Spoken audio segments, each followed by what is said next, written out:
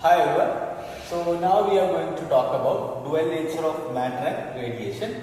So as we all know, like it's a pretty good chapter, simple chapter, and some of the topics that we are going, like we have learned in this chapter that you have already learned in, you must have learned in chemistry as well, in structure of atom. So some of the topics are like theory topics, pure theory topics. There are something like you have to read from the textbook that nothing is there to conceptually like very it's not conceptually rich either. So like such things, especially like some historic facts and for example some kind of experiments that either you must have studied in chemistry, and anyways I am not going to discuss them. I will more like I am going to focus on important topics. Those are like maybe numerical topics, or more you need more a conceptual idea or like logical idea about that. So such topics only I will discuss because we have strict time constraint. So this is like some of the topics you have to read. I'll mark it here. I'll write it here. You have to read them. Okay, you have to read them. Nothing is there like just the experimental setup and the results or analysis of that experiment by the scientist. Okay, so those things you have to note. Okay, so first one, cathode rays. The properties of cathode rays and how the cathode rays are producing, etc. That you have to check. So you have to read them. Okay. So then J.J. Thomson's experiment, it's associated with this only. So Thomson's experiment you have to check. So you have to read it. It is in textbook. So then, okay. So in J.J. Thomson experiments, what was his motive? So his motive was like to find out E by M ratio. To find out E by M ratio. So to find out E by M ratio, what he has concluded that the kinetic energy of the electron, he found out, like I mean, he assumed that the kinetic energy of the electron which is moving, that is equal to E into V. E into V. What is E? Charge, and V is a potential difference. Okay. Then he found out E by M ratio is equal to 1.77 into 10 to the power 11 coulomb per kilogram. Okay, this is for E by M, for electron. Okay. So then next is Millikan's oil drop experiment that you have studied in chemistry as well. So just go through the important points of Millikan's oil drop experiment and what are his findings. Okay. So next is positive rays. Okay. So positive rays or anode rays. Just go through the properties of positive rays and just that. Like you don't have to like push, or you don't have to spend too much time on that. That is absolutely worthless. So what you have to do is just go through it, like just read it and understand it once. That is fine. Okay. And next we are going to talk about, which is one of the important topics, that is matter waves or de Broglie waves. Okay, de Broglie wave or matter wave. So we have learned this, right? Okay, anyways, I will explain this in a mathematical perspective, like more of a question, I mean, in a NEET exam, how the questions would come from this. Okay, so let's talk about this. First of all, what is de Broglie wave? De Broglie's hypothesis, he said that, like, even if a matter is moving from like in a space, so what will happen? There is a wave associated with that matter. There is a wave associated with that matter. That is what is matter wave. Okay, this is the just reverse of that. A wave has some particle nature. The same kind of idea he has given in the reverse. That is, a matter can also act as a wave sometimes. Okay, so this is what is de Broglie's matter waves. We call it as matter waves. The waves associated with matter is known as matter waves. So again, the question comes. The question is, so how, like we can't experience that wave. Why it is not possible to experience that wave? It's very simple. So according to de Broglie, the lambda is a wavelength. The wavelength, when the matter is moving, there is a wave is associated with that. Like there is a wave, but the thing is, though the propagation of that wave we cannot identify. It's because the lambda or the wavelength associated with that wave is equal to, which is given by de Broglie, which is equal to h by p, where h is the Planck's constant, p is the momentum, linear momentum of that wave.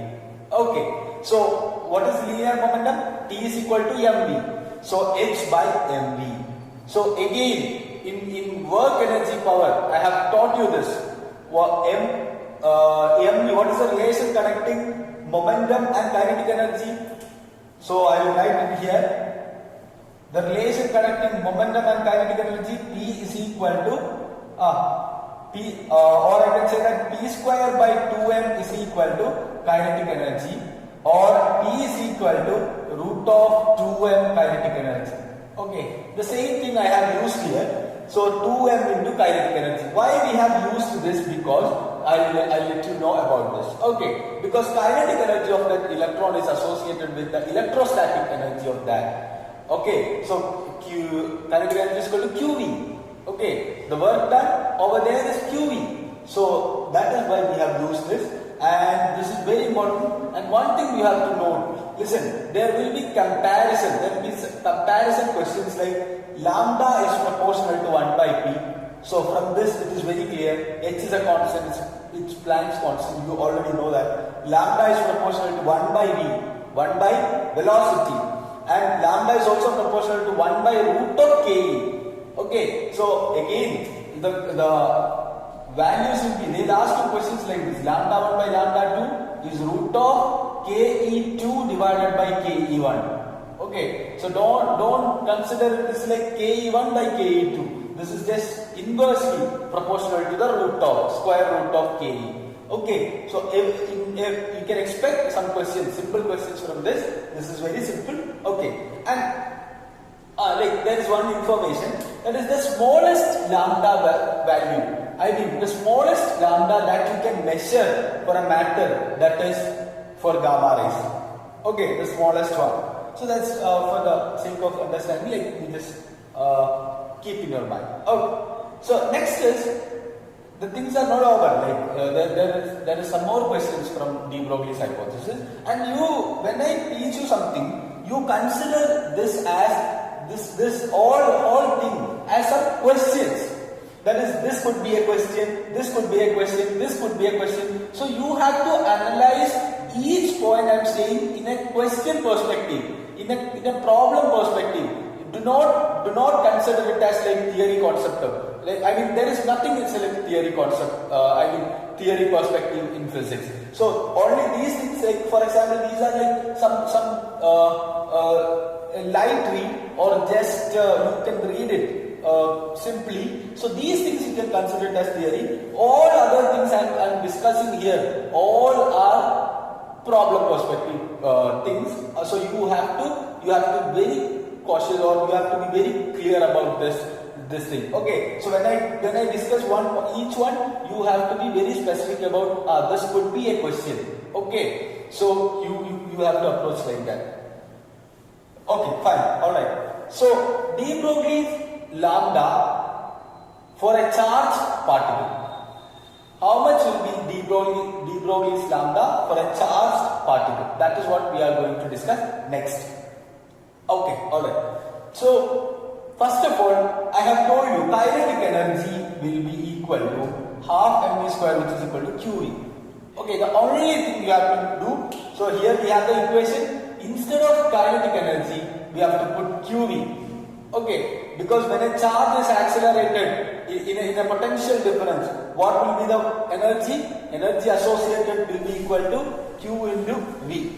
Okay, so lambda is equal to, substitute the value, you will get root of 2m qv. So one thing you have to note, listen, here h Planck's constant we already know, and 2m all are constants. Suppose when you consider a proton or electron or whatever it is, whatever will be the particle, so the thing is, the mass value, when you substitute the mass value, it would be like the numerical calculation will be little bit difficult. So to solve that problem, what we can do is, so here we have already assigned, look at this, here we have already done the values and substituted and solved it, and lambda electron is 12.27 divided by root V angstrom. Okay, then lambda proton is equal to 0.286 divided by root V angstrom, and lambda alpha particle it is also given 0.101 divided by root V angstrom. So the thing is these are the most important particles. Deuteron is also there, but it is not that important, especially electron and alpha particle. So the question you can expect from this particular portion, it would be this one. So they give you root V value, the voltage value, then you have to find out the lambda for alpha particle and electron. So that is the thing.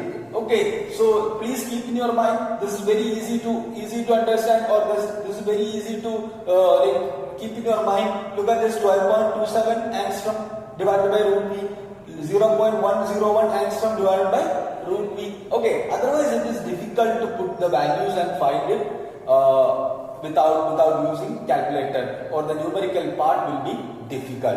Okay, so next is de Broglie lambda 4. I think you have got this.